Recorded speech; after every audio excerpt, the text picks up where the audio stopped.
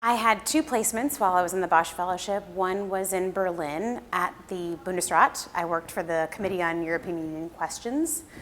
And then my second stage was in Munich, where I worked for Vertex Pharmaceuticals doing government affairs.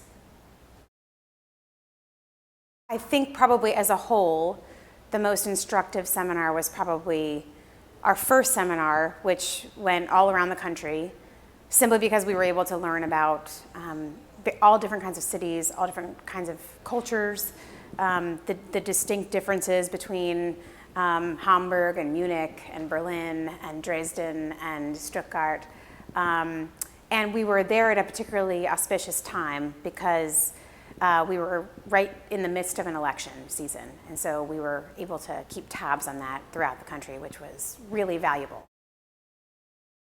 Anybody who's thinking critically about policy can benefit from going and living somewhere else for a while and learning a little bit about how that country determines how to make policy and how certain priorities are carried through, how the government relates to people who are voters and who are citizens.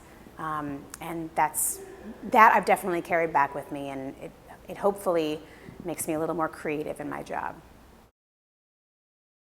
One of the things I'm most proud of from the fellowship was just the ability to converse in German. I had no German background language-wise before I went in the program, and that was that was something that I wasn't sure I was going to be able to do. And eventually, it all worked out, and I was able to express myself in German and have conversations in the language, which was one of the things I was really hoping that I could accomplish before I left. You can spend this year in a cultural immersion, essentially. You can use your professional skills, you can learn new professional skills. I think that's critical. I think otherwise it's very difficult to know why a government does certain things or why a culture feels a certain way. And I think the Bosch program is really, really beneficial in that sense. It's good to have Americans who have a background there that maybe isn't just military and maybe isn't just for vacation purposes.